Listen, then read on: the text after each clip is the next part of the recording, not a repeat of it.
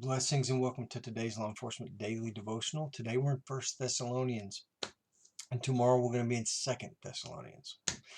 Paul sends this letter to the church that they had started, and then they left, and so he's writing a letter back to this church to encourage them, and it's a good letter. Some people have tried to come in and confuse them, just like we've seen the last couple of days where the Jews come in and try and tell them, yeah, aside from Paul's teaching, you still need to get circumcised. And Paul's like, you know, just vehemently against that.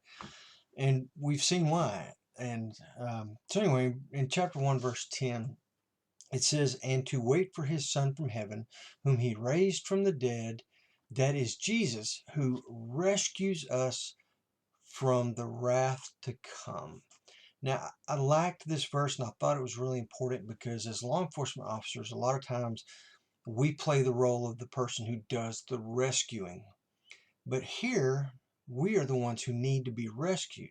And sometimes it's difficult for us to make that leap over to the other side because we're cops. We're the ones who rescue, and we don't need to be rescued. Not if you don't let me offend you. If you hear this and that's not you, then that's not you. But being a law enforcement officer for 30 years and working in some pretty rough parts of some big cities, I've seen that a lot. So that's just what comes to mind. But anyway, again, it says Jesus who rescues us from the wrath to come. Um, he rescues us, and we may not think about it. We really do need rescuing. We don't just become a Christian, go to church, kind of like joining a social club that, the goal of this social club is to just to live a better life and to be a better person and to act better and be friendlier and kinder. Those things are all fruit of becoming a Christian. But the Christian life is so much more important and urgent and necessary. Um, Other people outside of Christendom, they need rescuing. Once we've been rescued, and man, it's like a flood has come in, and once we have been rescued, there's other people that are being washed away that now we need to help rescue them. And this isn't a social club. It's important. It's hugely important. We need to be rescued, and once we've been rescued, we've got work to do. Okay, this is code 3, sense of urgency. And then jumping down in chapter 2, verse 2, the verse says, but after we had already suffered and been mistreated in Philippi, as you know, we had the boldness in our God to speak to you the gospel of God amid such opposition.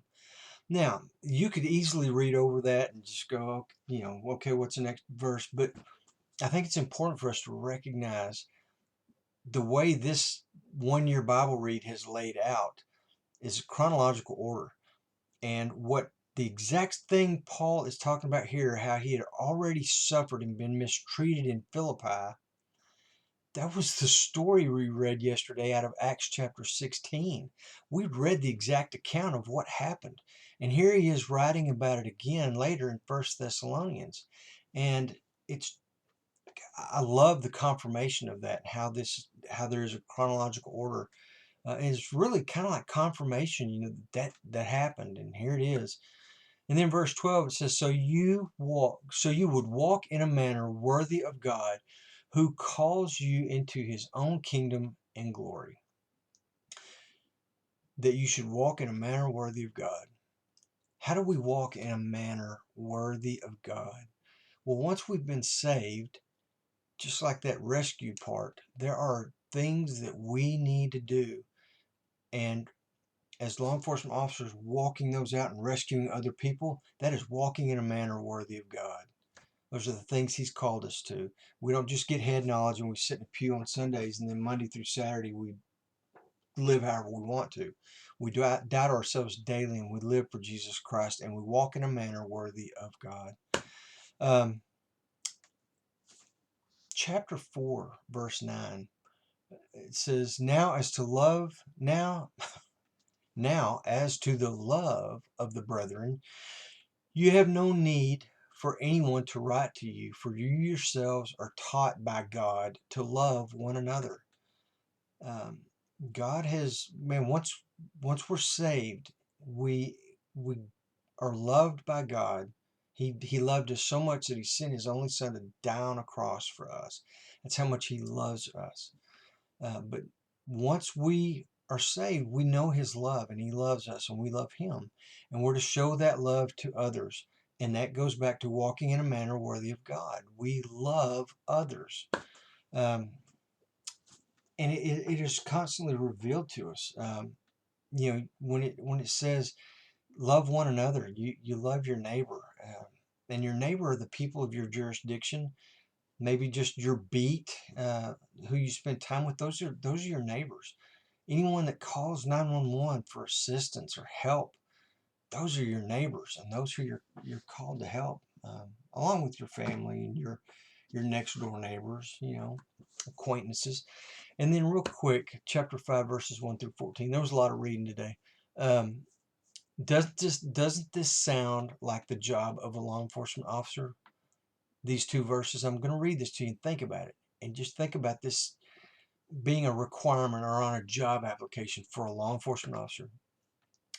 We urge you, brethren, admonish the unruly, encourage the faint-hearted, help the weak, be patient with everyone. See that no one repays another with evil for evil, but always seek after that which is good for one another and for all people. And that's a great law enforcement verse. Admonish the unruly. Man, that's our job. See that no one repays evil for evil, but seek and do good for one another and for all people. That's our job. Love that verse. So, like I said, tomorrow we're in 2 Thessalonians. Um, Look forward to getting back here tomorrow and see if we get a law enforcement takeaway. And in the meantime, be safe.